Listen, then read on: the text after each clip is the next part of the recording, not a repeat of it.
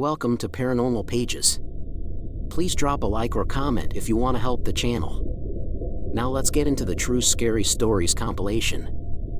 The Whispering Doll. When I first saw the doll, I could hardly believe my eyes. The small, dusty shop on the corner of Elm and Vine had never caught my attention before, but something about that day had lured me in. The shopkeeper, an elderly woman with cataract-clouded eyes, greeted me with a slow, toothless smile. The air inside was heavy with the scent of aged wood and forgotten memories, thick with the weight of stories left untold.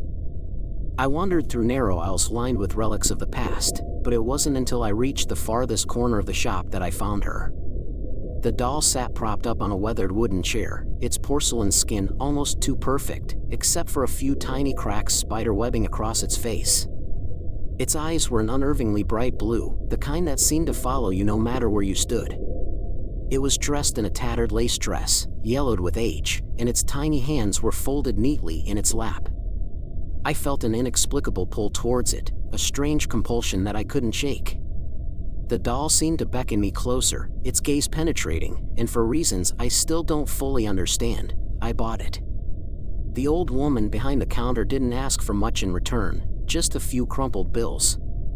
As I handed over the money, she leaned in, her voice a gravelly whisper. "Be careful with that one, dear. It's seen things, that doll. Things you wouldn't believe." Her warning sent a shiver down my spine, but I laughed it off, chalking it up to the oddities of the elderly. Besides, it was just a doll. What harm could it possibly do? That first night, I placed the doll on a shelf in my living room, near the fireplace. Its presence was unsettling, yet I couldn't bring myself to put it away. There was something almost mesmerizing about it, like an old photograph that you can't stop staring at, even though it makes you uneasy. I went to bed with the uneasy feeling that those bright blue eyes were watching me, even as I turned off the lights and left the room in darkness. The next morning, I found the doll on the floor, lying face down in front of the fireplace. I must have left it too close to the edge of the shelf, I reasoned. It probably fell during the night. Still, the sight of it there, as though it had crawled off the shelf on its own, left me feeling disconcerted. I placed it back where it belonged, careful to push it further back so it wouldn't fall again. But the unease lingered, a nagging worry at the back of my mind that I couldn't quite shake. A few days passed without incident, though I couldn't help but notice that the doll seemed to shift slightly every time I walked into the room. Sometimes its head would be tilted at a different angle, or its arms would appear to have moved. I told myself it was my imagination, that the fear I felt was irrational. But last night, everything changed. When I walked into the kitchen this morning, the doll was sitting at the table, a knife from my drawer clasped tightly in its tiny porcelain hands. Hey! Subscribe for more true scary stories. I froze in the doorway, the breath catching in my throat as I stared at the doll, its unblinking blue eyes locked onto mine. The knife in its hands gleamed under the fluorescent light, a sharp contrast to the delicate lace of its dress. My mind raced, trying to make sense of what I was seeing. I had left the doll on the shelf last night, hadn't I? And the knife, I was certain I'd put it back in the drawer after dinner. Yet here it was, as if it had somehow crept into the kitchen on its own. My first instinct was to back away, to leave the room and call someone, anyone. But who would believe me? What would I even say? The thought of explaining it out loud seemed absurd. "It's just a doll," I kept repeating to myself, "just a stupid doll." But that didn't explain how it had moved, or why it was holding a knife. I took a tentative step forward, my heart pounding in my chest, and reached out to grab the knife. The doll's porcelain hand felt cold and unnervingly lifelike as I pried the blade from its grip. For a moment, I could have sworn I felt it resist. I quickly set the knife on the counter, my hands trembling. The doll remained in its sitting position, staring straight ahead, its expression unchanged. But there was something different about it now, something more sinister. It was as if the doll had become aware, its painted features hiding a malevolent intent. I tried to push the thought away, but the fear was becoming harder to ignore. I moved the doll back to the living room, placing it on the highest shelf, where it couldn't possibly fall on its own. Then, I I searched the house, room by room, hoping to find some rational explanation for what had happened. Maybe there was someone playing a cruel joke on me, maybe I was just sleepwalking. But the house was empty, and nothing else seemed out of place. Still, the nagging feeling that I was being watched wouldn't leave me. That night, I decided to stay up late, determined to catch whatever was moving the doll. I set up a chair in the living room, facing the shelf where I had placed it, and waited. Hours passed, and the only sound was the ticking of the clock on the wall. I began to nod off, my eyelids growing heavy, but just as I was about to drift into sleep, I heard it, a soft, scraping sound, like porcelain against wood. My eyes shot open, and I saw the doll's head slowly turning, its eyes fixed directly on me. My heart nearly stopped. I leapt from the chair, grabbing the doll and throwing it across the room in a fit of panic. It hit the wall with a sickening thud, falling to the floor in a heap. I stood there, panting, as adrenaline coursed through my veins. But even as it lay there, motionless, I knew this wasn't over. The feeling of dread was overwhelming now, as if something dark and ancient had awakened within that fragile shell.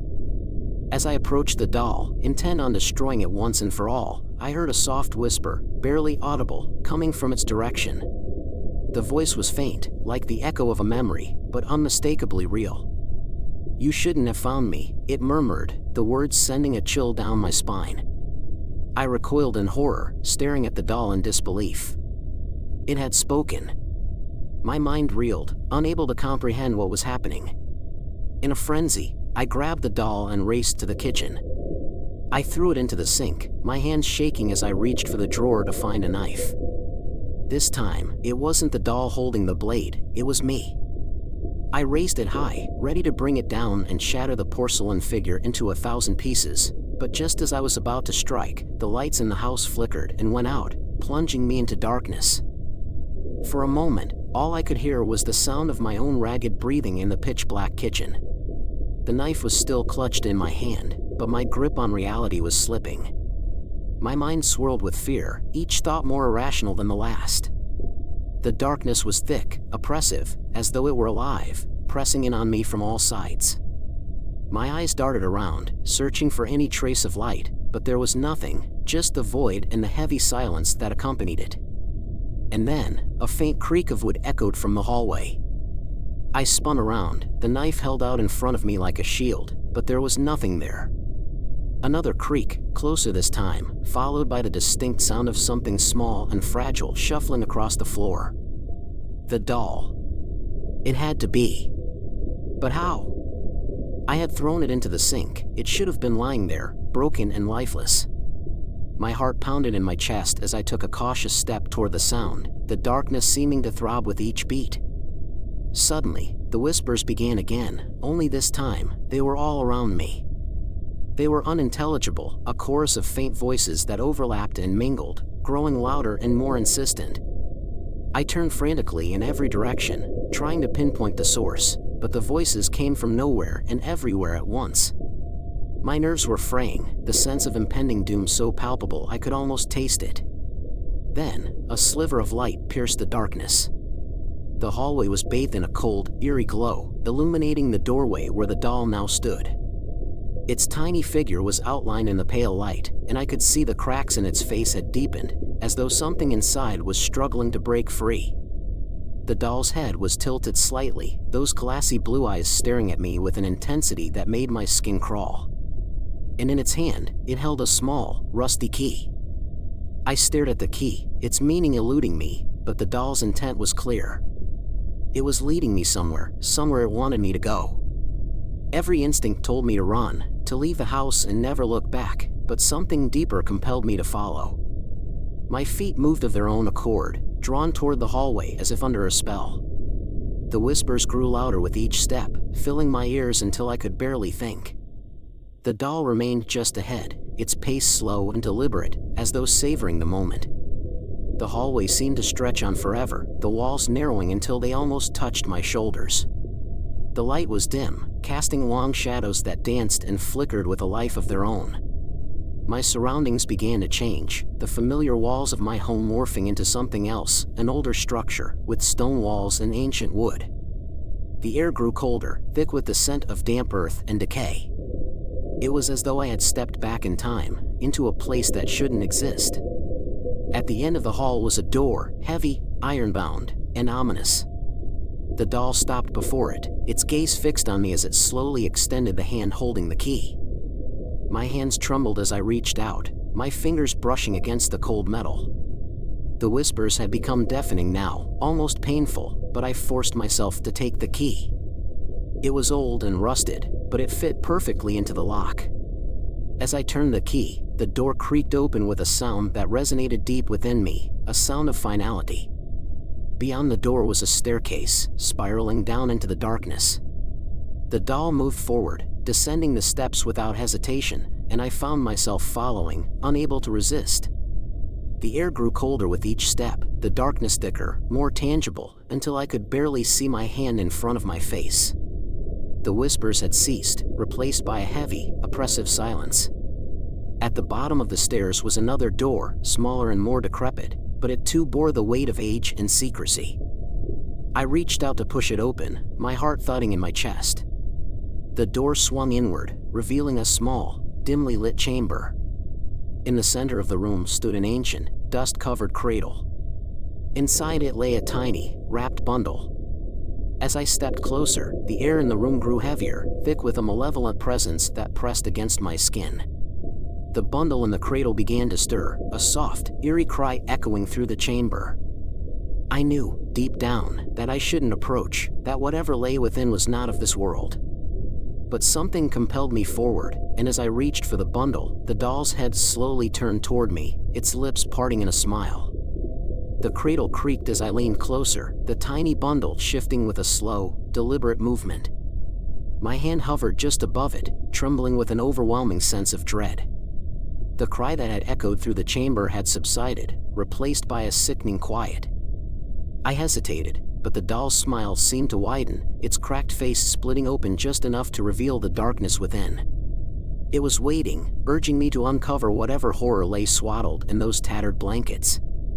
I swallowed hard, steeling myself for whatever came next. My fingers grazed the edge of the bundle, and the fabric felt unnaturally cold, almost icy.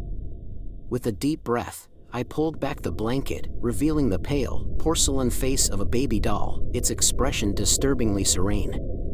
But this was no ordinary doll. Its eyes were closed, as if in peaceful slumber, and its tiny hands were curled into fists. My breath caught in my throat as I noticed the resemblance. The features, though crudely crafted, bore an uncanny likeness to the antique doll that had led me here.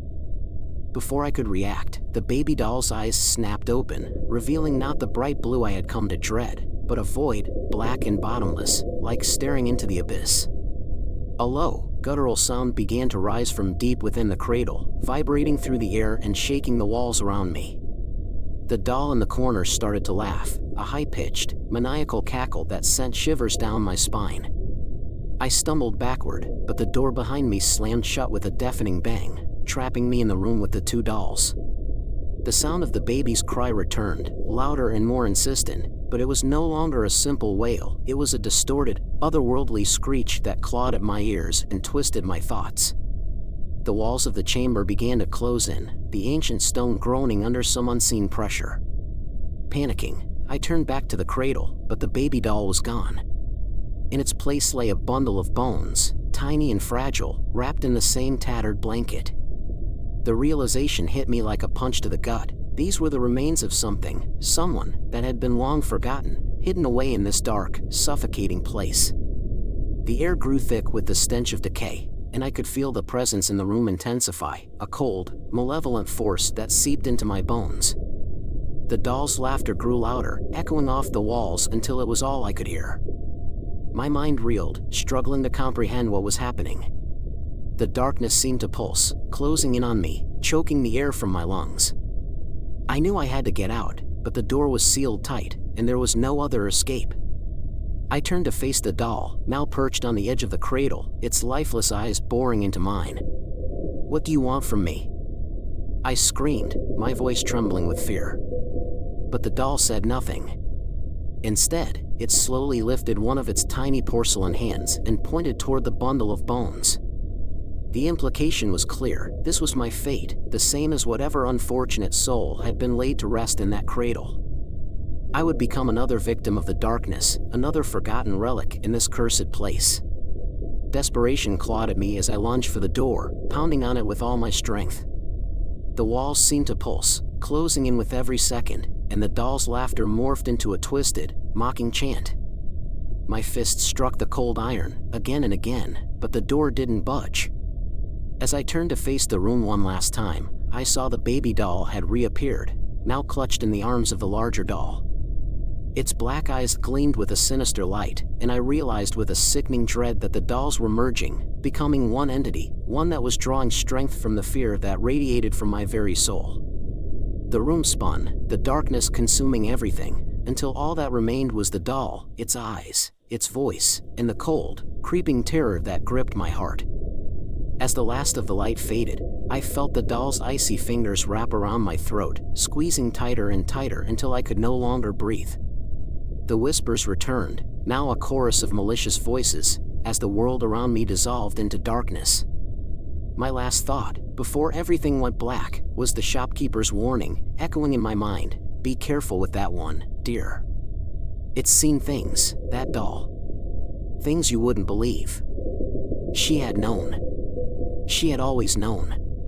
And now, I was part of its story, forever trapped within the whispering shadows of the doll's malevolent grasp. Hey! Subscribe for more true scary stories. Story 2. The Static Within. The first time I noticed something was wrong with my family, it was a cold Wednesday evening. I had just returned home from work, exhausted from a long day of meetings and deadlines. My wife, Claire, and our 2 children, Emma and Max, were already in the living room, their faces bathed in the pale blue light of the TV.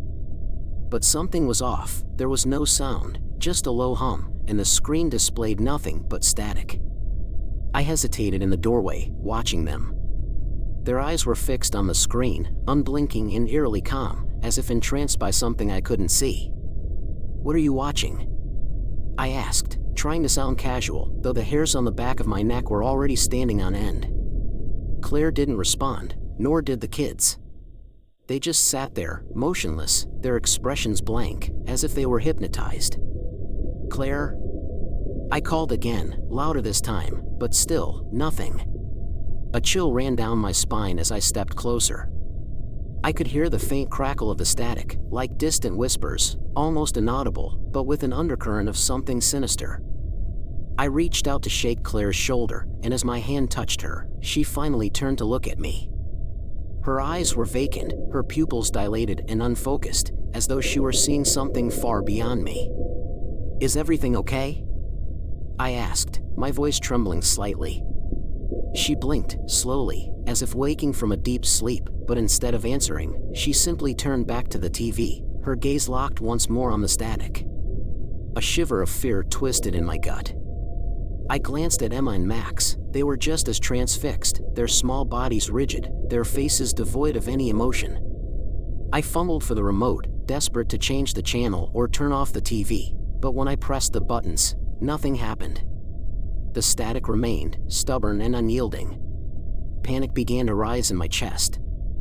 I unplugged the TV from the wall, expecting the screen to go dark, but it didn't. The static continued to play, as though powered by something other than electricity. I stepped back, heart pounding. "Claire, we need to turn this off," I insisted, my voice breaking the silence of the room. But she didn't react. None of them did. It was as if I was the only one aware of how deeply wrong everything was.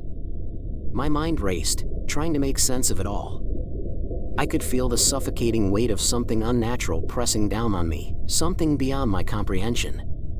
As I stood there, staring at the static that had ensnared my family, I could have sworn I saw shapes flickering within the white noise, vague, shadowy figures that seemed to move and shift, almost imperceptible. My breath caught in my throat, and a deep, primal fear gripped me. Something was very wrong with this television, and whatever it was, it had taken hold of my family. Hey! Subscribe for more true scary stories. The next few days were a blur of increasing dread. My family's strange behavior continued, and my attempts to pull them away from the television only grew more desperate. Claire would snap out of her trance occasionally, just long enough to mutter something about the show they were watching, but when I pressed her for details, she would simply smile, a vacant and unsettling smile, before turning back to the static. Emma and Max were the worst. They had stopped playing with their toys, stopped talking to each other, and even stopped eating properly. They would sit in front of the TV for hours on end, their small bodies eerily still, their eyes glazed over.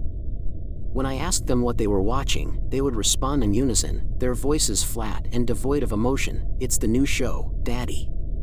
Everyone's watching it." I didn't know what to do. I tried calling our doctor, but when I explained the situation, I could hear the skepticism in his voice. "Maybe they're just tired, overstimulated," he suggested, though I could tell he didn't really believe me. I tried contacting friends and neighbors, asking if they had heard of this strange show, but no one knew what I was talking about. They seemed more concerned about me than anything else, suggesting that maybe I was the one who needed a break. One night, as I lay in bed staring at the ceiling, unable to sleep, I heard a faint whispering sound. It was coming from the living room, low and insistent. I slipped out of bed and crept down the hallway, my heart pounding. The house was dark, the only light coming from the soft glow of the static on the TV. The whispering grew louder as I approached, though I couldn't make out any distinct words. It was a jumble of voices, overlapping and merging, like a chorus of the damned. When I stepped into the living room, I froze. Claire, Emma, and Max were all there, standing in front of the TV, their faces mere inches from the screen. The static had changed, it was more chaotic, the shapes within it more distinct. I could see the outlines of figures now, their forms flickering in and out of existence, but the whispering was what truly unnerved me. It was coming from the TV, from the shapes in the static. They were speaking directly to my family. I wanted to scream, to rush in and pull them away, but something held me back.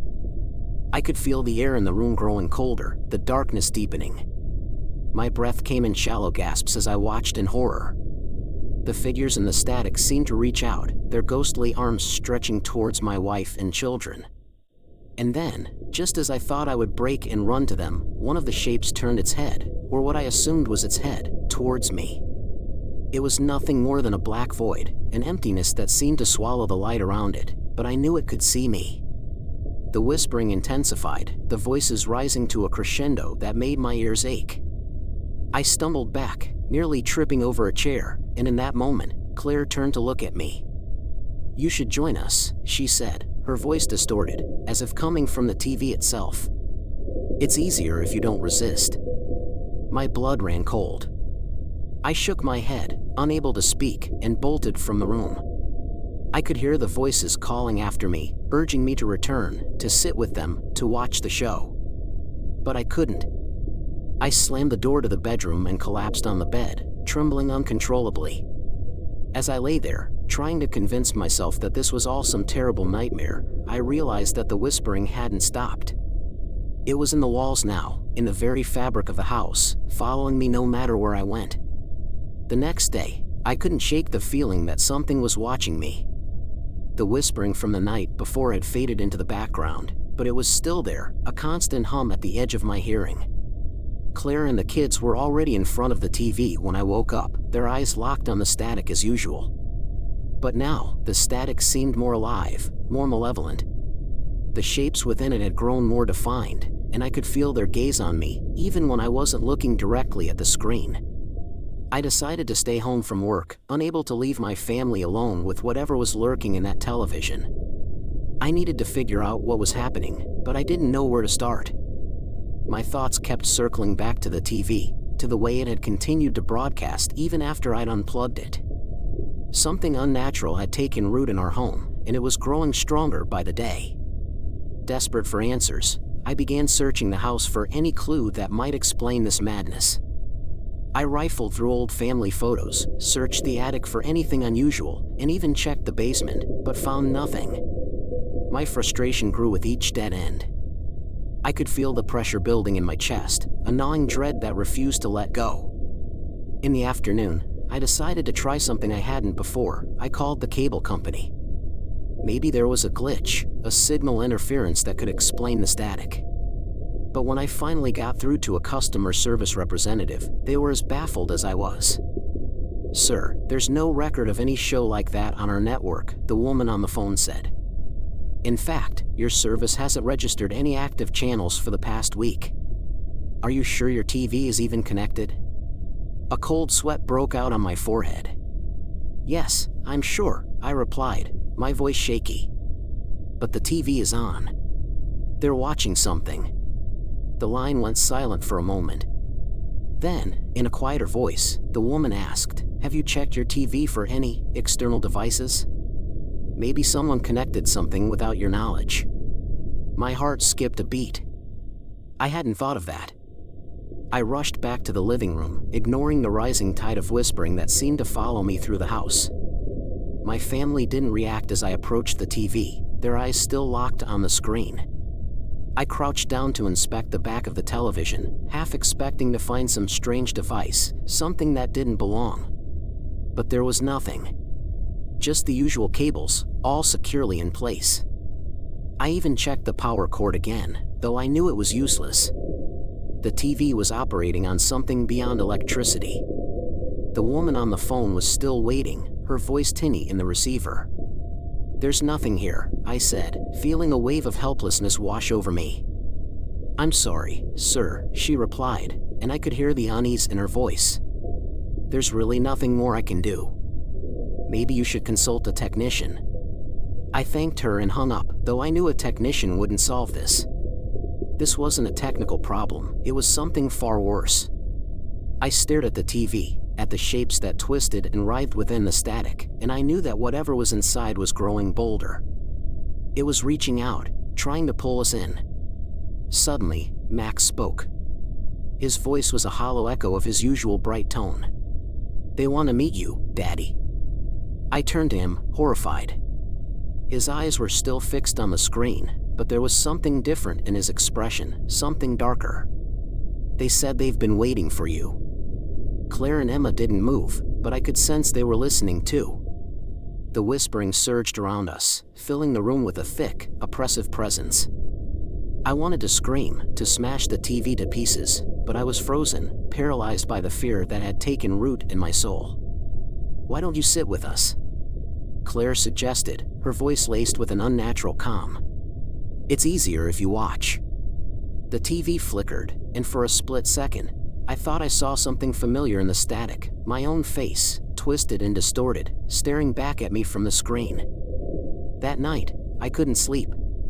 The whispering had grown louder, more insistent, filling every corner of the house with its eerie chant.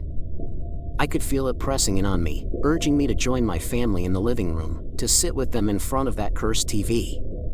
But I resisted, staying locked in the bedroom, clutching my head as the voices clawed at my mind. By the time dawn broke, I was a wreck. My eyes were bloodshot, my hands trembling. The house was eerily silent, the whispers finally subsiding as the first light of day crept through the curtains. I took a deep breath, trying to steady myself, and knew I couldn't go on like this. I had to do something, anything, to break whatever hold that TV had over my family. Summoning all the courage I could muster, I left the bedroom and headed for the living room. The house felt different in the daylight, less oppressive, but the tension still hung in the air like a thick fog. When I reached the living room, I found Claire, Emma, and Max sitting on the couch, just as they had been every day for the past week. The static still danced on the screen, but now it was more chaotic, the shapes within it more defined. It was as if the figures inside the static were getting closer, pushing against some unseen barrier.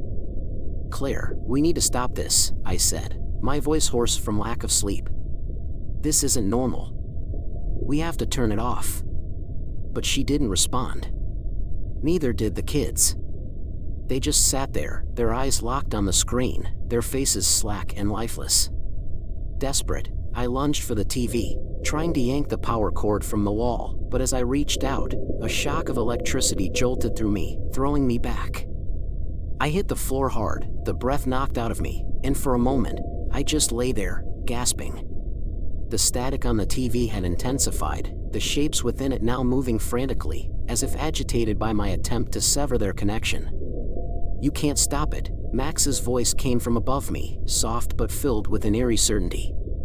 "They're already here." I looked up, my heart pounding. Max had turned to face me, his eyes dark and hollow, his voice no longer his own. "We're part of it now, Daddy," he continued, his words sending a chill down my spine. "There's no turning back." Panic surged through me. I scrambled to my feet, looking from Max to Claire and Emma, but they remained as they were, their attention solely on the screen.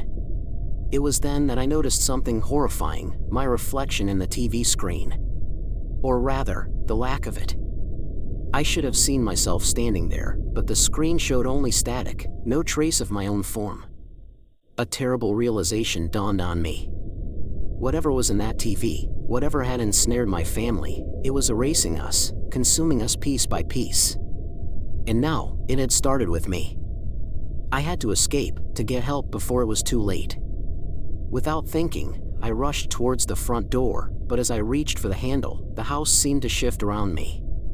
The walls rippled, the floor buckled, and I was thrown back into the center of the living room, as if the house itself wouldn't let me leave.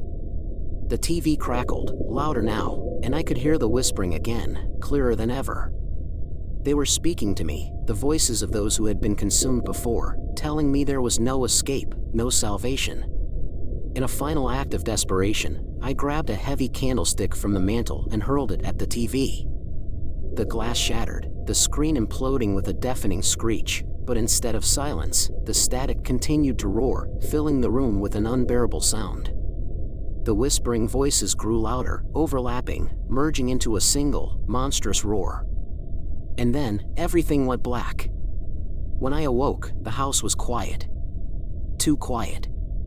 I was lying on the floor of the living room, the shards of the broken TV scattered around me. Claire, Emma, and Max were gone. The furniture was gone. Everything was gone, except for the static that still buzzed faintly in the air, like the dying breath of some malevolent entity. I stumbled to my feet, disoriented and numb, my mind barely able to process what had happened. I called out for my family, but there was no answer, only the endless hum of the static. I was alone, truly alone, in a house that felt like a hollow shell of what it once was. I searched every room, every corner, but there was no trace of them. It was as if they had never existed at all. In the days that followed, I tried to leave the house, but every time I opened the door, I found myself right back in the living room, facing the shattered remnants of the TV. The world outside had become a distant memory, a place I could no longer reach. I was trapped, caught in the static, just like my family before me. And now, I sit here, in the silence of this empty house, waiting. Waiting for the static to take the last of me, for the final broadcast to end. Because I know, deep down, that there is no escape. The show has only just begun. Comment your favorite food if you've made it this far. Story 3. Mother's Eyes. I've always been told I have my mother's eyes. People used to say it like it was a compliment, a way to connect me to the woman I barely remember. She died when I was just 6, leaving behind a void filled with only the vaguest memories, a gentle touch, a lullaby, the way her eyes seemed to glimmer in the dim light of our old house. Those who knew her would often smile sadly when they saw me, saying how much I resembled her. It was meant to be comforting, but it always felt like a shadow hanging over me. When I was younger, I didn't pay much attention to the old stories or the whispers that followed my mother's death. My father never spoke about her, not even on the anniversary of her passing. Her name was almost a forbidden word in our house, which only fueled my curiosity as I grew older. It wasn't until I was sorting through the attic years later, after my father's passing, that I found the truth, or at least, the beginning of it. The attic was cluttered with decades of forgotten belongings, a dusty museum of my family's past. I had never been allowed up there as a child, but now it was mine to explore. I wasn't looking for anything in particular when I stumbled upon the old wooden chest. It was tucked away in the corner, buried under a pile of moth-eaten blankets and broken furniture. Something about it drew me in, an odd sense of familiarity that made the hairs on the back of my neck stand on end. The chest creaked ominously as I pried it open, releasing a puff of stale air that carried the scent of age and decay. Inside, I found a collection of glass jars, carefully packed in straw to protect them from breaking. Each jar was sealed tight, with a small piece of faded parchment tied around the neck. The jars were filled with what appeared to be murky liquid, and at first, I couldn't understand what I was looking at. Then I saw the labels. Written in my mother's delicate handwriting, each one bore a single name, names I recognized as those of long-deceased relatives. I held one up to the light, squinting to make out the shape suspended in the liquid. My breath caught in my throat when I realized what it was, an eyeball, perfectly preserved, floating lifelessly in the jar. The eye seemed to stare back at me, unblinking, as if it were still alive. My hands shook as I set the jar down, suddenly aware of the cold sweat that had broken out on my forehead. What was this? Why did my mother keep these things? The jars looked old, far older than I was, but the eyes inside seemed unnervingly fresh, as if they had been plucked from their sockets just yesterday. My mind raced, trying to make sense of what I had found. I wanted to believe it was some kind of macabre joke, but deep down, I knew there was more to it. The old stories, the whispers, there had always been something odd about my mother, something people didn't talk about openly. I had always dismissed it as superstition, the kind of small-town gossip that grows out of boredom and fear. But now, standing in the dim light of the attic, surrounded by my mother's secret collection, I began to question everything I thought I knew. I picked up another jar, this one labeled with a name I didn't recognize. The eye inside was a different color, a deep, oceanic blue that was almost hypnotic. As I stared into the jar, I felt a strange pull, as if the eye was drawing me in, demanding that I look closer. My head spun with the possibilities. Was this some kind of ritual? A twisted hobby? Or was there something darker at play, something connected to the uncanny resemblance I shared with my mother? I was suddenly gripped by a primal fear, a sense that I had uncovered something I was never meant to find. I wanted to close the chest, to shove it back into the darkness and pretend I had never seen it. But I couldn't. I had to know more. With trembling hands, I reached for the last jar in the chest, my heart pounding in my ears. As I lifted it, I noticed that this one was different, the parchment label was blank. I wiped the dust from the glass, peering inside. My blood ran cold as I saw what was floating within. It was an eye, just like the others, but this one was the exact same shade as mine. The jar slipped from my hands, shattering against the attic floor. I barely registered the sound of breaking glass as I stumbled backward, my mind reeling. The eye that stared up at me from the pool of liquid on the floor was undeniably mine, same color, same shape, even the faint flecks of gold in the iris. But how could that be? I was very much alive, my own eyes still in my head, seeing this nightmare unfold. I scrambled to the nearest mirror, an old, dusty relic leaning against the wall. My reflection stared back at me, wide-eyed and trembling, but both of my eyes were still there, intact. I leaned closer, examining my eyes with a growing sense of dread. What if there was something wrong with them, something I couldn't see on the surface? The thought made me shudder, and I quickly looked away, my gaze landing back on the broken jar. The eye lay in a sticky puddle, still staring, still accusing. I knew I should clean up the mess, but the sight of the eye made my stomach turn. Instead, I forced myself to focus on the other jars in the chest. I needed answers, and something in that collection had to hold them. But as I picked up each jar, turning them over in my hands, all I found were more eyes, green, brown, hazel, all perfectly preserved and all with names I couldn't quite place. A family tree of eyes, collected by my mother for reasons I couldn't even begin to comprehend. My heart pounded in my chest, a frantic rhythm that drowned out all rational thought. I wanted to run, to flee from this attic and never look back, but some dark curiosity kept me rooted to the spot. There was a mystery here, one that I was now entangled in, whether I liked it or not. I had to understand what my mother had done, what she had been.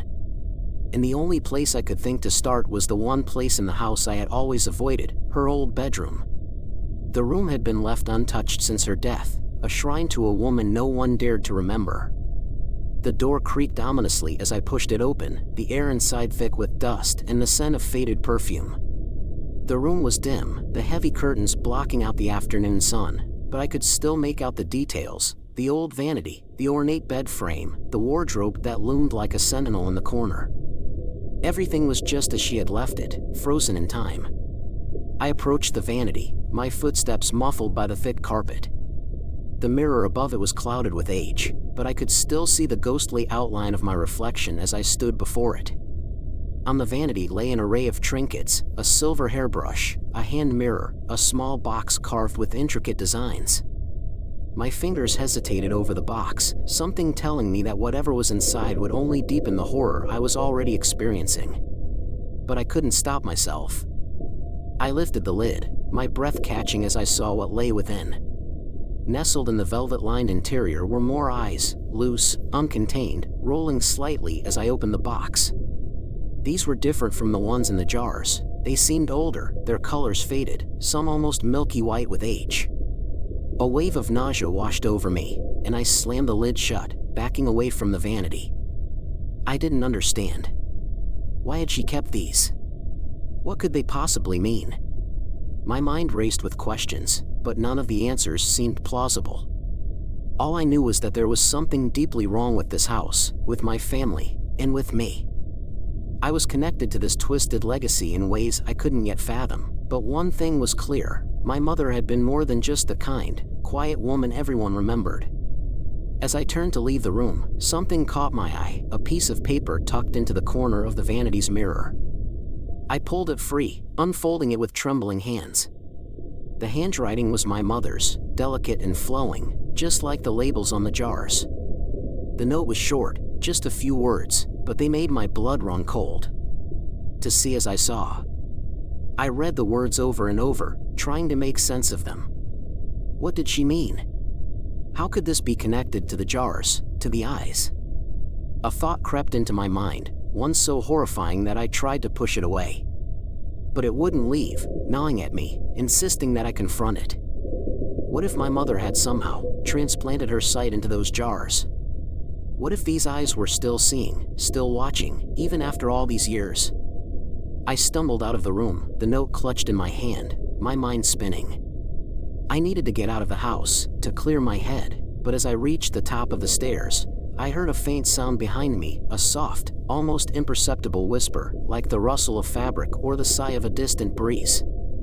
I froze, every muscle in my body tensing as I slowly turned back toward my mother's bedroom.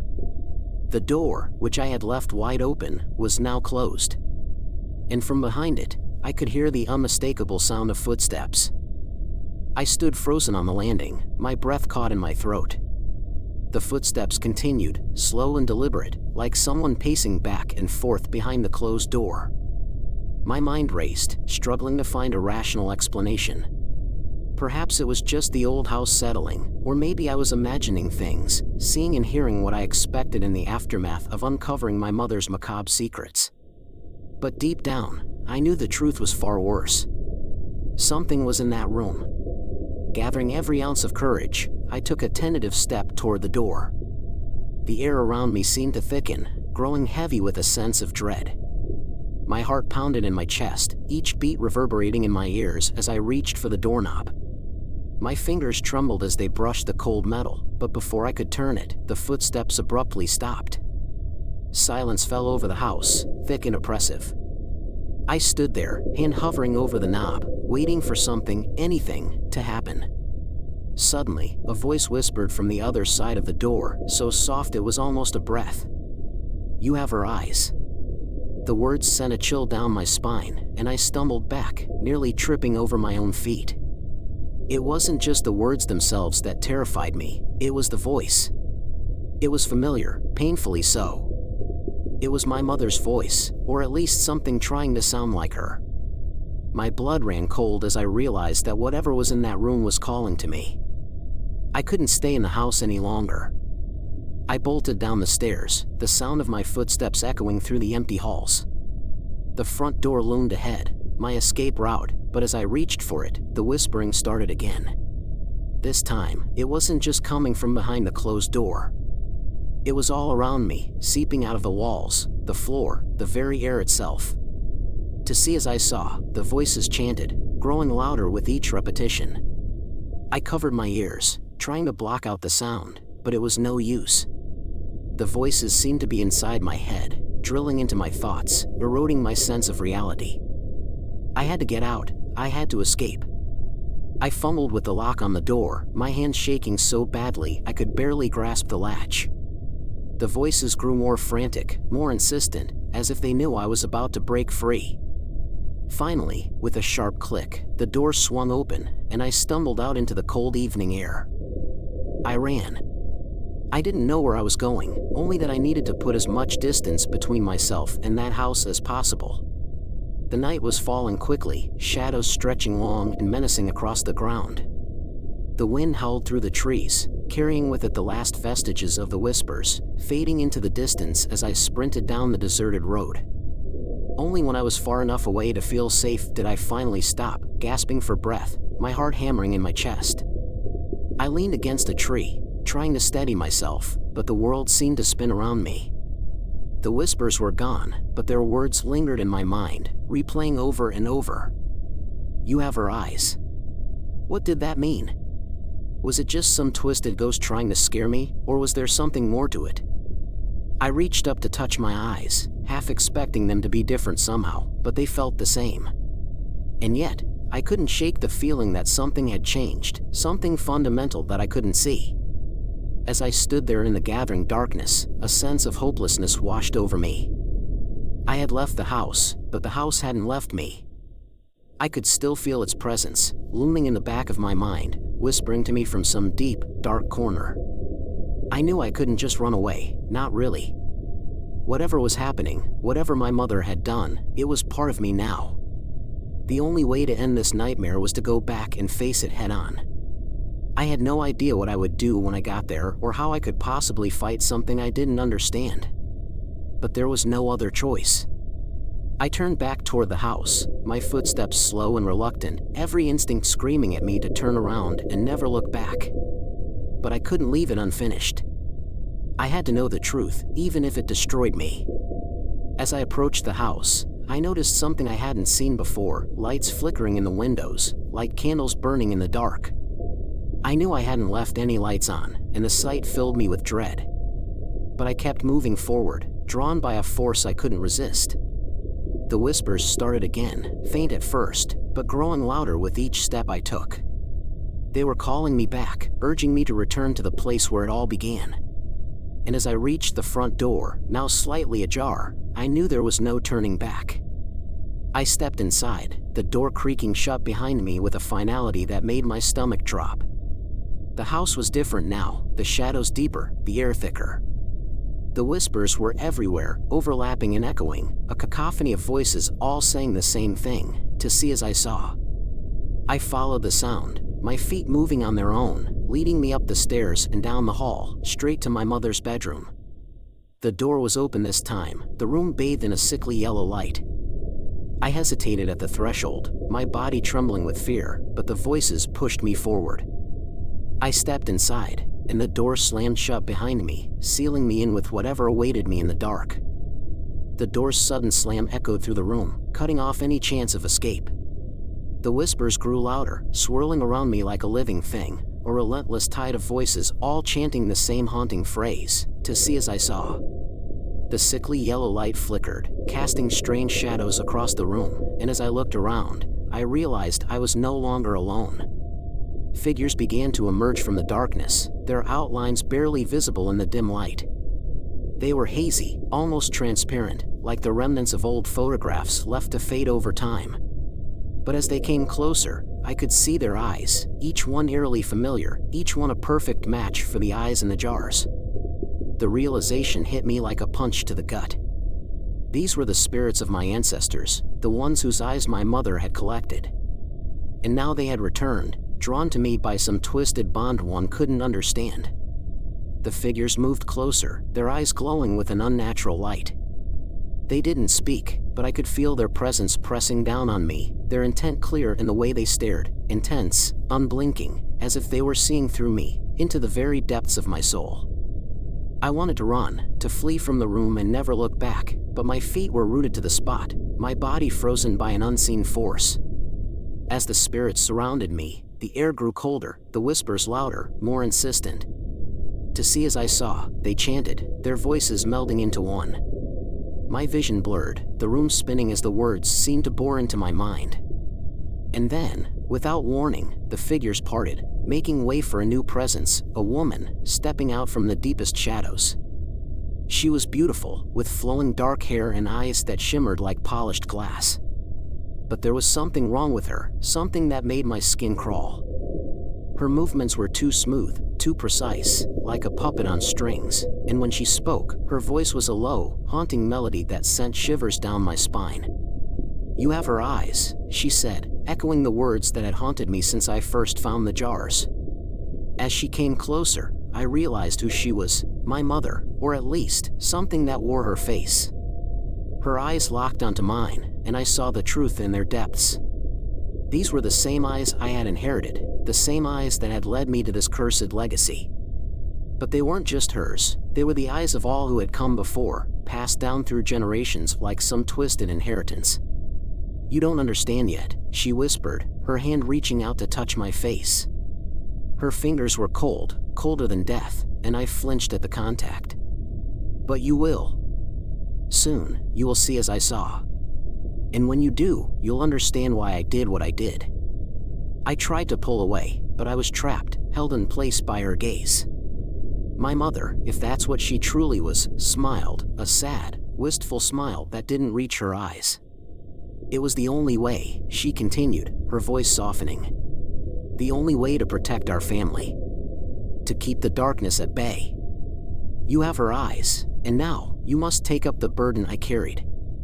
You must continue the ritual." I shook my head, tears streaming down my face. "No," I whispered, my voice trembling. "I won't.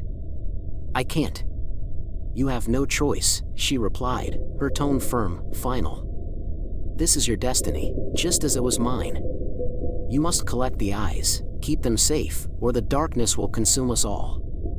As she spoke, the room seemed to close in on me, the walls pressing tighter, the shadows growing darker. The spirits surrounding us began to chant again, their voices rising to a fever pitch.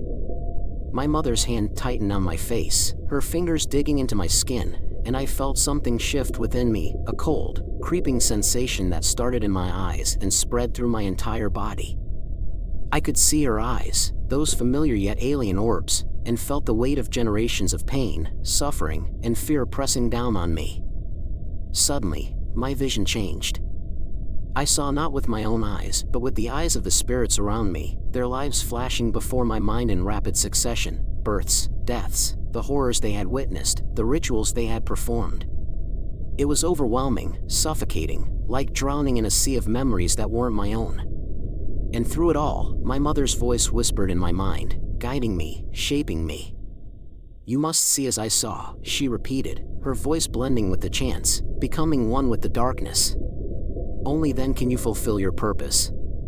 I screamed, the sound tearing from my throat as I fought against the visions, against the fate that was being forced upon me. But it was no use. The darkness swallowed me whole, dragging me down into a void where time and space ceased to exist. And as I fell, I felt my mother's presence all around me, her hands guiding me, her eyes watching me, her voice whispering in my ear. And then, as quickly as it had begun, it was over. The darkness receded, the whispers faded, and I found myself standing in the middle of the room, alone. The spirits were gone, the house silent and still. But something was different.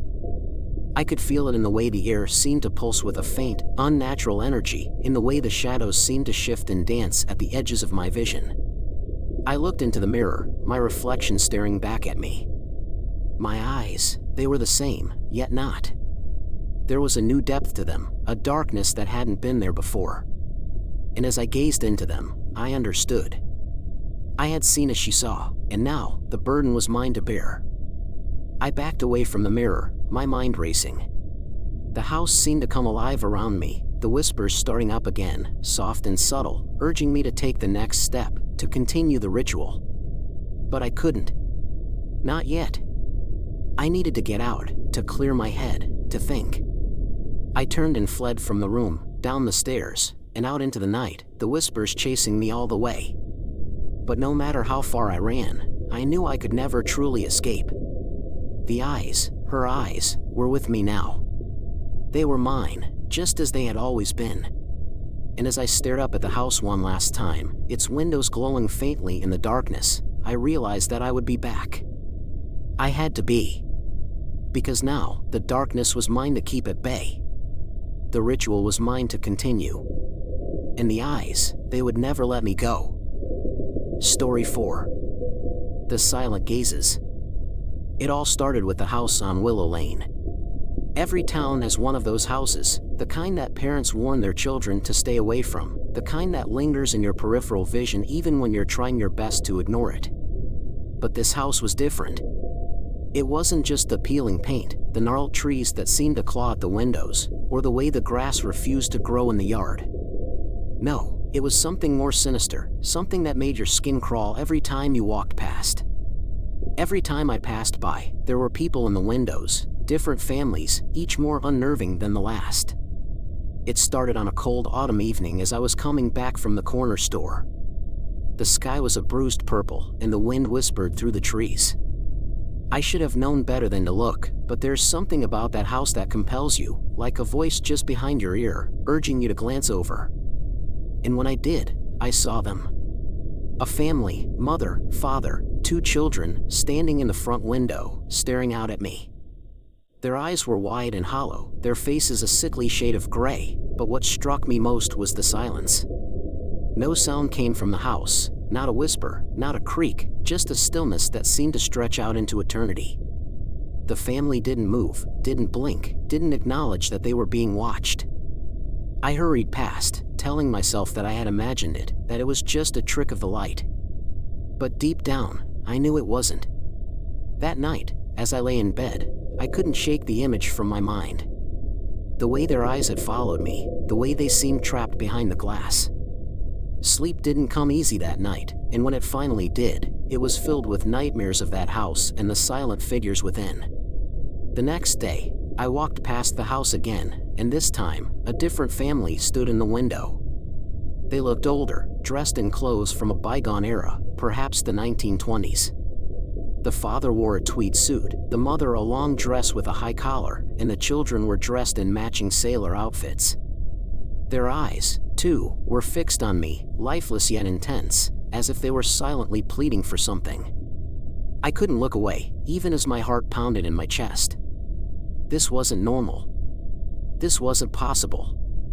Over the next few days, I found myself making excuses to walk past the house more often, each time finding a new family in the windows.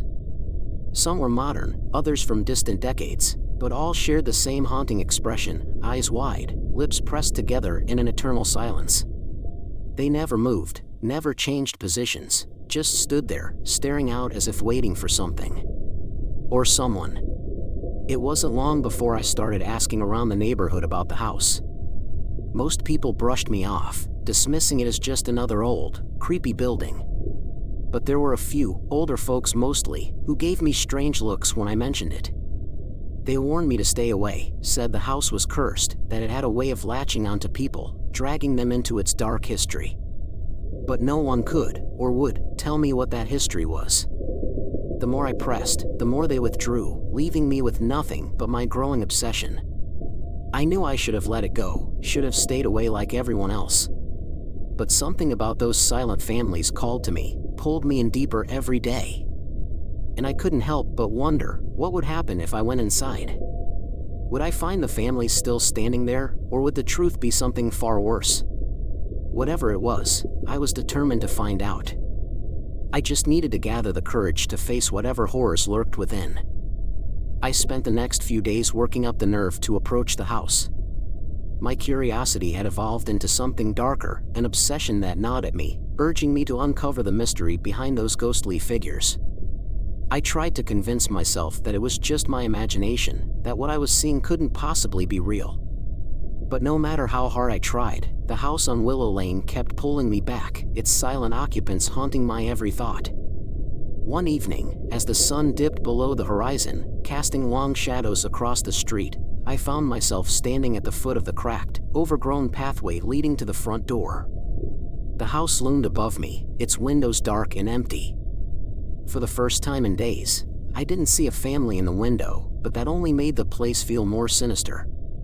The absence of those figures left a void, a hollow dread that tightened my chest. I hesitated, my hand hovering over the rusted doorknob. Every instinct screamed at me to turn back, to leave and never return, but I was too far gone. The need to understand, to confront whatever was inside, had consumed me. With a deep breath, I pushed open the door, its creak echoing through the stillness like a mournful sigh. The air inside was thick with the smell of decay, a damp, musty odor that clung to my skin. The foyer was dark, lit only by the faint glow of the setting sun filtering through the grimy windows. Dust motes danced in the air, and the floorboards groaned under my weight as I stepped inside. The walls were lined with faded wallpaper, peeling at the edges, revealing patches of mold underneath.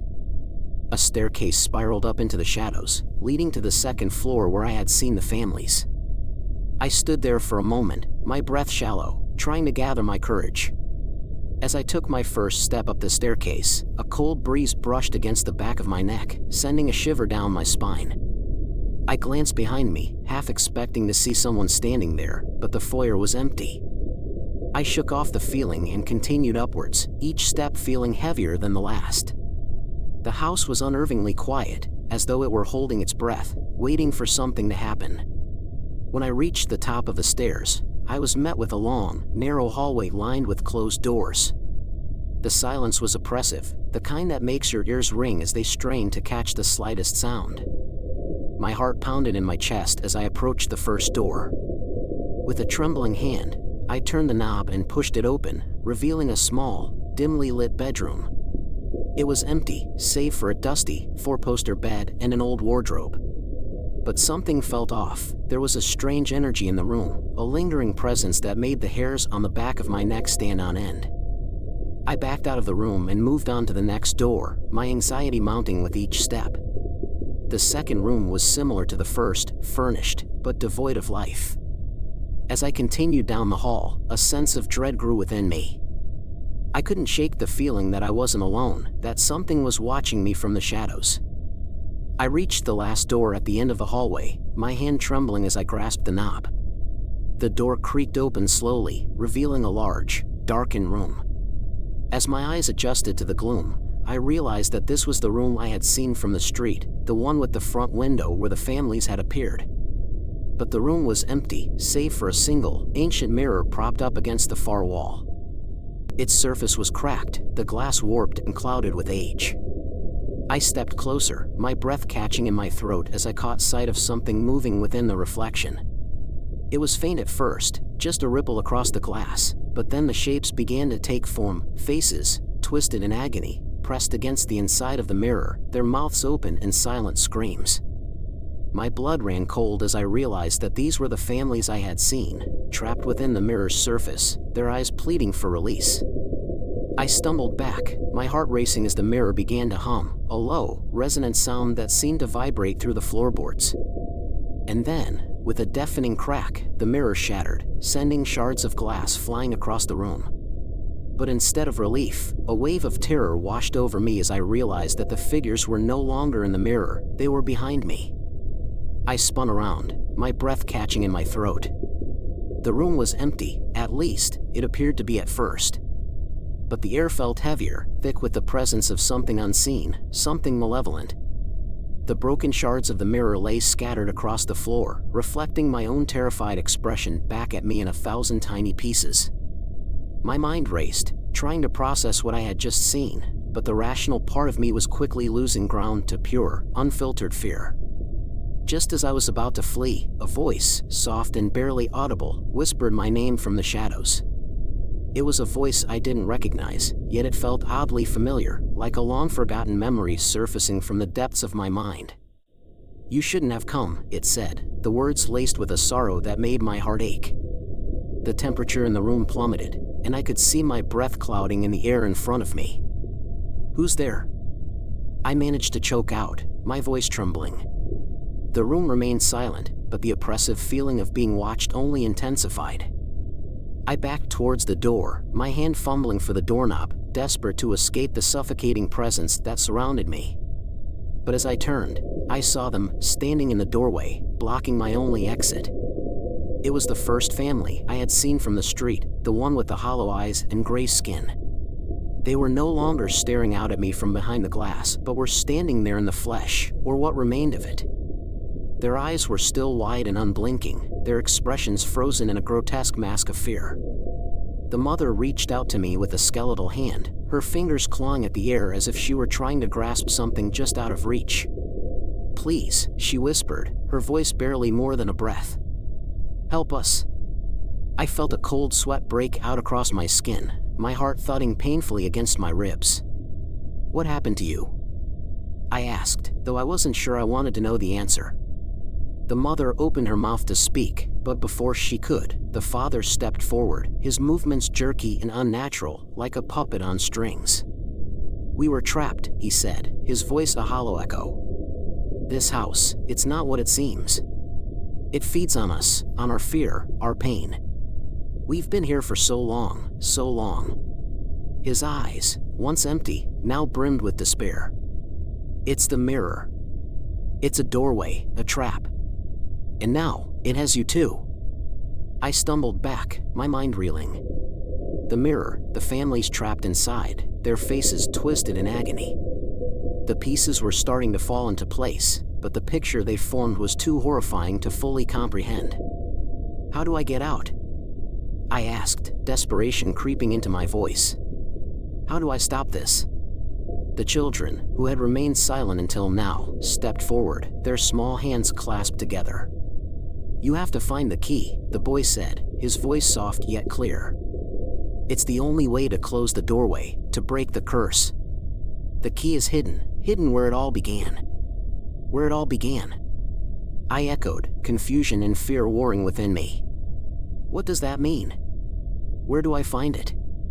Before they could answer, the air in the room shifted, the shadows deepening, coiling around the family like tendrils of darkness. Their forms began to waver, dissolving into the gloom. "The cellar," the mother whispered, her voice fading as the darkness swallowed her. "Find the cellar, and hurry, before it's too late." And then they were gone, leaving me alone in the room with nothing but the shattered remains of the mirror and the weight of their words hanging over me. The cellar. Whatever this house was, whatever malevolent force had taken hold here, the answer, my only chance of escape, lay below. I took a deep breath, steeling myself for what was to come. The house had secrets, dark and terrible, and if I was going to survive, I would have to uncover them. But as I turned to leave the room, I heard it again, the voice, whispering my name. And this time, it was coming from the cellar. The descent into the cellar felt like a journey into another world, one where light and hope had no place. I found the entrance hidden beneath a loose floorboard in the kitchen, the kind you'd miss unless you knew exactly where to look.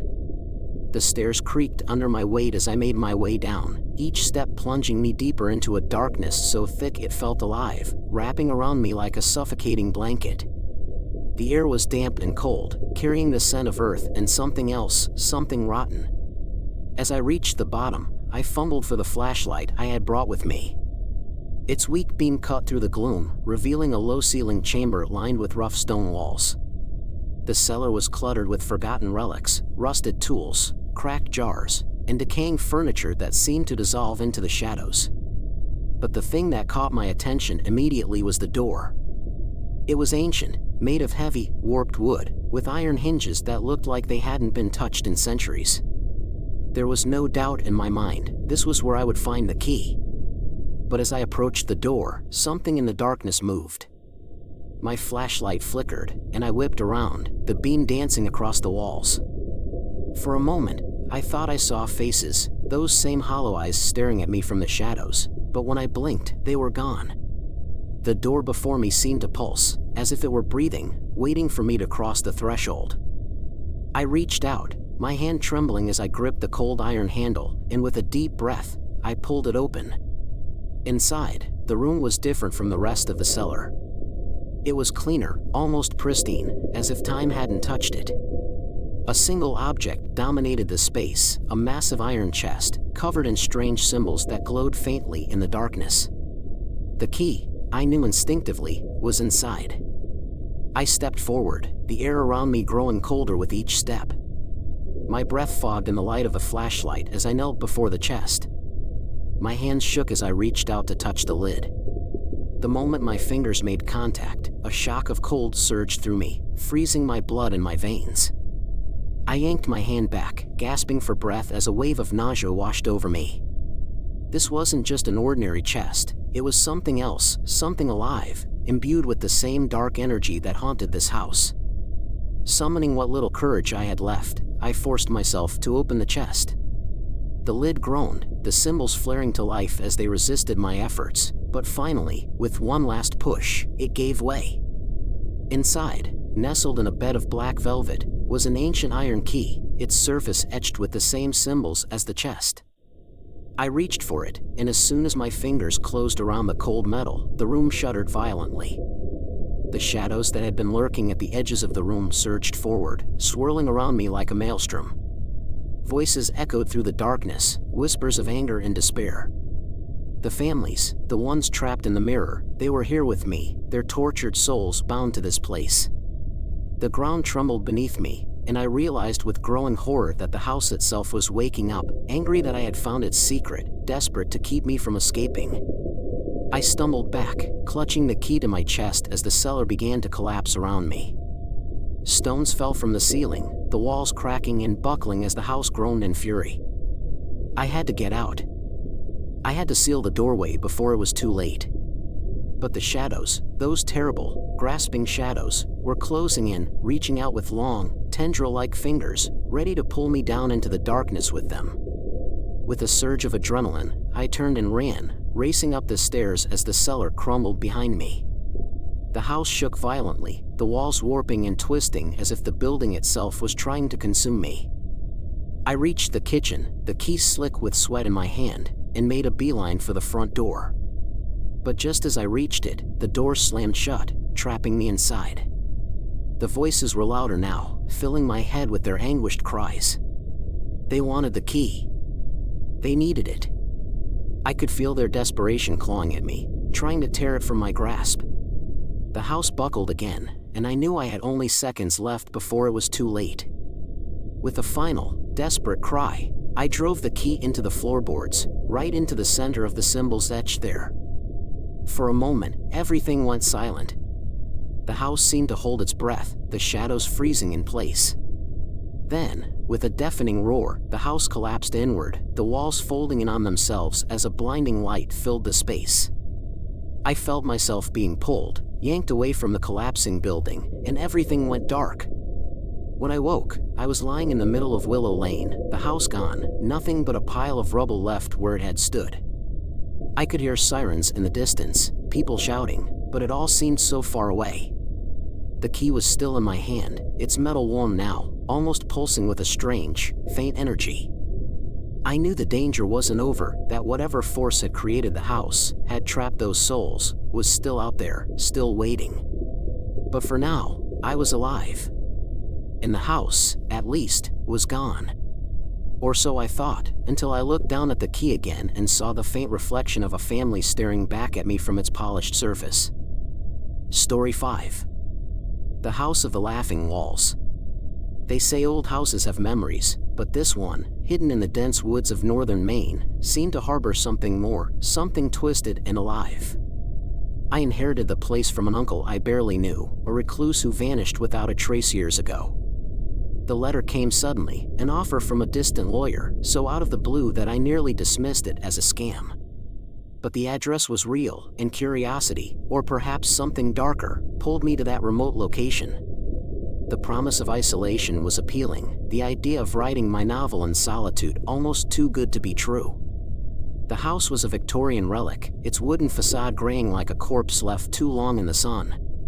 Overgrown ivy snaked up the sides, and the windows, clouded with grime, looked like blind eyes. Despite its decay, the structure had a certain gravitas, as if it was waiting for something or someone. I dismissed the unease in my gut as nothing more than nerves. After all, the house was mine now, a fresh start away from the city's noise and clamor. The inside was just as expected, dust thick enough to carve initials into, and the stale air of a place long abandoned. But it was also charming in its own way, full of old-world details that spoke of better times. Ornate wooden moldings, faded but elegant wallpaper, and a grand staircase that creaked with every step. I imagined the stories that might have unfolded here, love affairs, arguments, perhaps even a ghost or two if I let my imagination run wild. I laughed at the thought, more amused than frightened.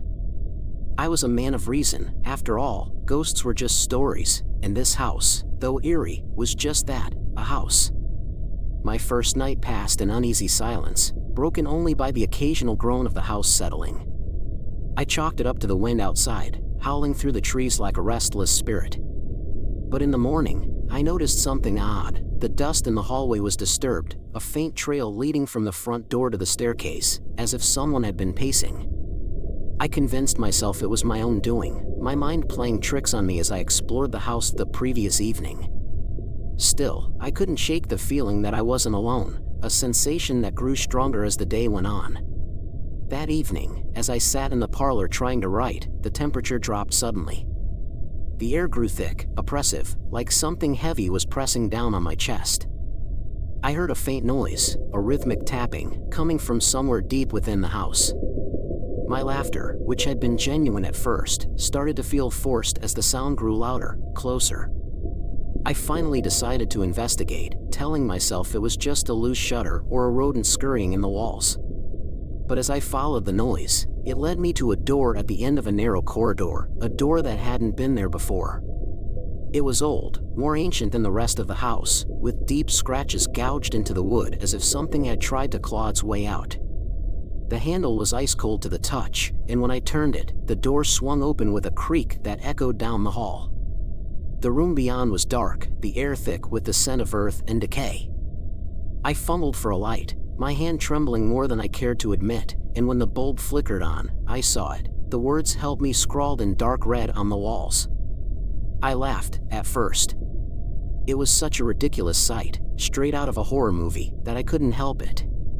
But as I stepped closer, my laughter died in my throat. The words were fresh, the blood still wet.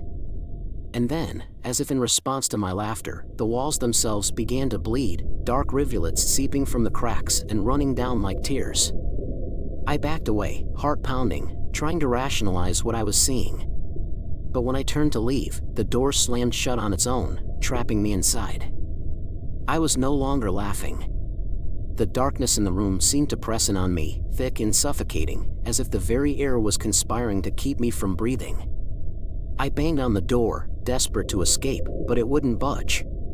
My hands were slick with sweat, or was it something else? I wiped them on my jeans, feeling the wetness smear, but the sensation didn't go away. It was as if the walls themselves were alive, seeping with that thick, dark fluid. The words "Help Me" loomed in the dim light, mocking my terror. Then, I heard it, a soft whisper, almost indistinguishable at first, like the rustling of dead leaves. It came from behind me, a voice so faint and ethereal that it could have been just the wind. But as I strained to listen, the whisper grew clearer, the words becoming more distinct. "Help me," it said, the voice trembling with fear. "Please, help me." I spun around, eyes wide, searching for the source. But the room was empty, except for the shadows that clung to the corners like dark stains. The whisper repeated, more insistent this time, as if whoever, or whatever, was speaking was drawing closer. My heart pounded in my chest, a drumbeat of panic that echoed in my ears. The temperature dropped further, my breath misting in front of me, and I knew I was no longer alone. "Who's there?" I called out, my voice shaky. The whispering stopped abruptly, leaving an eerie silence in its wake. I held my breath, waiting for a response, but all I heard was the deafening sound of my own heartbeat. Then, just as I was about to convince myself it was all in my head, the voice returned, louder now, almost a wail. "Help me, please," it cried, full of anguish. The sound seemed to come from the walls themselves, as if the house was a living entity, desperate and suffering. I backed up against the door, my mind racing. This wasn't just some prank or figment of my imagination. Something, or someone, was trapped here, and they were calling out to me. In a burst of adrenaline, I rushed to the walls, searching for any sign of what was happening. The blood had stopped flowing, but the words remained, glaring at me in the dim light. I pressed my ear against the cold surface, hoping to hear something that would make sense of this nightmare. Instead, I felt a chill seep into my skin, a cold so deep it made my bones ache. And then I heard the whisper again, but this time it wasn't asking for help. It was laughing, a low, guttural sound that made my skin crawl. "Who are you?" I demanded, trying to sound braver than I felt. The laughter grew louder, reverberating through the room, until it felt like it was coming from all around me. I stumbled back, clutching my head as the sound intensified, a cacophony of voices all laughing in unison. It was a mockery, a twisted symphony of madness that threatened to shatter my sanity. Just when I thought I couldn't take it anymore, the door behind me flew open, slamming against the wall with a force that rattled the whole house. I didn't hesitate. I bolted out of the room, my only thought to get as far away from that nightmare as possible. The laughter followed me, echoing down the hallway as I ran, twisting and turning through the maze of corridors until I burst out into the night air. I didn't stop running until I was halfway down the dirt road, the house a distant silhouette against the dark sky. I doubled over, gasping for breath, my mind reeling from what I had just experienced. But as I looked back at the house, I saw something that made my blood run cold. In the upstairs window, a faint light flickered, and for just a moment, I saw a figure standing there, watching me. It was a shadowy shape, indistinct but undeniably human, and though I couldn't make out its face, I felt its eyes on me, boring into my soul. Then, as quickly as it had appeared, the figure vanished, leaving me alone in the darkness. I turned and ran again, but this time, I wasn't just fleeing the house, I was fleeing something far more terrifying. Whatever was in that house wasn't just a ghost or a figment of my imagination. It was something ancient, something evil, and it had awakened. I didn't return to the house immediately. I spent the night in my car, parked under a towering pine tree far enough away that I could barely make out the house through the fog. Sleep was impossible. Every time I closed my eyes, I saw that figure in the window, watching, waiting. The darkness of the woods seemed alive, closing in on me as if the house had sent its shadows out to find me. But nothing emerged from the trees, and by morning, I convinced myself that I had let my imagination run wild. Still, the house loomed large in my thoughts. It felt like it was pulling at me, a silent summons I couldn't ignore. By noon, I gathered the courage to return. The house stood as I had left it, old and decrepit, but now it seemed different, more sinister, as if it had been watching me all night, biding its time. I hesitated at the front door, half expecting it to swing open on its own. When it didn't, I steeled myself and stepped inside. The interior was just as I'd remembered, dusty, silent, but no longer empty. The house felt occupied, as if it was filled with an invisible presence that brushed against my skin, raising the hairs on the back of my neck. I moved cautiously, every creak of the floorboards setting my nerves on edge. The room where I had seen the bleeding walls was just ahead, its door slightly ajar as if inviting me in. My heart pounded in my chest, but I forced myself to approach, to confront whatever was inside. But when I pushed the door open, the room was different. The walls were clean, free of any blood or writing. The air was still thick and cold, but there was no sign of the terror from the night before. For a moment, I doubted my own memories. Had it all been a hallucination, a trick of the mind brought on by stress and isolation? But then I noticed something new, a faint, acrid smell, like burnt wood mixed with decay. It hung in the air, growing stronger as I crossed the threshold. I followed the scent to a corner of the room where the wallpaper was peeling. Beneath the tattered paper, the wall was charred, blackened by fire. I tore at the wallpaper, revealing more scorch marks, and something else, tiny symbols etched into the wood, almost like runes. They were intricate, swirling patterns that seemed to pulse with a life of their own. As I traced them with my fingers, I felt a shock, like static electricity, jolt up my arm. A sudden noise behind me made me whirl around, but the room was still empty. I backed away from the wall, my mind racing. Those symbols, they were ancient, something out of a history book, and they shouldn't have been there. I had seen similar markings once before, in a text about forbidden rituals, though I had dismissed it as nonsense at the time. Now, faced with the real thing, I felt a deep sense of dread settle in my gut. I decided to leave the room, but as I turned, I caught a glimpse of movement from the corner of my eye. A shadow darted across the hall outside, too fast to be human. I froze, listening, but all I could hear was my own ragged breathing. Then the laughter began again, faint and distant, like an echo from the depths of the house. It was the same laughter from before, low and mocking, but this time, it wasn't alone. Another voice joined in, and then another, until the air was filled with the sound of unseen entities reveling in some dark joke. My legs moved before my mind caught up, carrying me out of the room and down the hallway. I had to get out, to leave the house before whatever was in here decided to reveal itself fully. But as I reached the top of the stairs, I stopped. There, at the foot of the staircase, was my uncle. He stood motionless, staring up at me with eyes that were far too wide, far too dark. His skin was pale, almost translucent, and his mouth hung open in a silent scream. "Uncle?" I whispered, my voice trembling. But he didn't respond. Instead, he slowly raised a hand and pointed back towards the room I had just fled.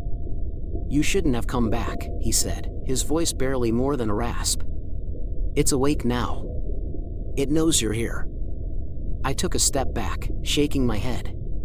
What is it? What's happening?" He didn't answer, just turned and started walking away, his form flickering like a bad TV signal. I wanted to follow him, to get answers, but my feet were rooted to the spot. And then, just as he reached the front door, he vanished, leaving behind only the sound of that damnable laughter echoing through the house. I was alone again, or so I thought. But as I stood there, paralyzed with fear, I felt a presence behind me, something cold and malevolent, breathing down my neck. I didn't dare turn around, but I knew, deep down, that it was the same thing that had haunted this house for years. It had waited, dormant, for someone like me to awaken it. And now, it was free. The weight of the presence behind me was suffocating, pressing down like an invisible hand ready to snuff out my life. My mind screamed for me to run, but my legs felt heavy, frozen in place by a terror so profound it seemed to seep into my very bones. The house was alive with the sound of laughter, echoing through the walls, each note tinged with malice. It was as if the house itself was laughing at me, mocking my every step, my every breath. Finally, I found the strength to move. I bolted down the stairs, the laughter chasing me, growing louder and more distorted with every step. The front door was so close, just a few feet away, but as I reached out to grab the handle, it vanished, replaced by a solid wall. I stumbled back, disbelief coursing through me as I realized the house had trapped me. There was no escape, no way out. The walls seemed to close in, the hallway stretching impossibly long before my eyes. Desperation clawed at my throat. I turned and ran through the house, frantically searching for another exit. The windows were sealed shut, the glass too thick and sturdy to break. Every door I tried led to another room, each one more twisted and alien than the last, filled with the faint whispers and shadows that seemed to mock my every move. The house was a labyrinth of madness, designed to drive me deeper into its clutches. I reached a door at the end of a narrow corridor, one I hadn't seen before. It was different from the others, newer, less worn, as if it had just been placed there. My heart pounded in my chest as I pushed it open, revealing a small, dimly lit room. In the center of the room was a single chair, facing away from me. And sitting in that chair was the figure I had seen in the window. The figure was shrouded in darkness, its features indistinguishable, but I could feel its eyes on me. The air grew thick with an overwhelming sense of dread as I stepped closer, unable to stop myself despite the terror gnawing at my insides. The figure didn't move, didn't speak, just sat there, as if waiting for me to make the first move. "Who are you?" I asked, my voice barely more than a whisper. The figure slowly turned its head towards me, revealing a face that was both familiar and horrifying. It was my own face, twisted and gaunt, eyes sunken and lifeless. The skin was stretched tight over bone, lips curled into a grotesque grin that mirrored the laughter still echoing through the house. It was me, but it wasn't. It was something else, something wearing my face like a mask. "You should never have come here," it said, its voice a raspy imitation of my own. "Now, you can never leave." I staggered back, my mind reeling as the figure stood up, its movements jerky and unnatural. The laughter grew louder, more manic, as the figure took a step towards me. I tried to flee, but my feet wouldn't move, as if the floor itself had grown hands, holding me in place. The figure reached out, its fingers cold as death as they brushed against my skin. The touch was like ice, searing into me, and I knew then that I was lost. In that moment, I understood. The house didn't just want to scare me, it wanted to consume me, to trap me within its walls just as it had done to so many others. My uncle, the voices, the laughter, they were all victims, absorbed into the house's twisted mind, and now I was to become one of them. The figure smiled, its grin stretching impossibly wide as it leaned in close, whispering in my ear. "Welcome home," it hissed. The walls around me began to pulse, the wood groaning as if the house was breathing, alive with malevolent intent. The floor beneath me shifted, and suddenly, I was falling through darkness, through a void that seemed to stretch on forever. The laughter echoed all around me, a cacophony of voices, each one a soul trapped within the house, doomed to an eternity of torment. I landed hard on a cold, damp floor, gasping for breath. The air was thick with the scent of decay and something far worse, something ancient and foul. I pushed myself up, my limbs shaking, and looked around. I was in a basement, a vast, cavernous space that stretched out into the shadows. The walls were lined with the same symbols I had seen upstairs, glowing faintly in the darkness. And then I saw them, figures moving in the shadows, dozens of them, all watching me with hollow, empty eyes. They were the others, the ones who had come before me, all of them lost to the house. Their faces were twisted in agony, mouths open in silent screams as they reached out towards me. I backed away, my heart pounding in my chest, but there was nowhere to go. The walls closed in, the figures advancing, their laughter mixing with the cries of the house. And then, from the darkness, the figure from the chair emerged, leading the others. It was still wearing my face, its eyes burning with a malevolent fire. It reached out, and as its cold hand closed around my throat, the last thing I heard was my own laughter joining the chorus. The house had claimed me. Leave your favorite story in the comments if you've made it this far. The end. Thanks for watching.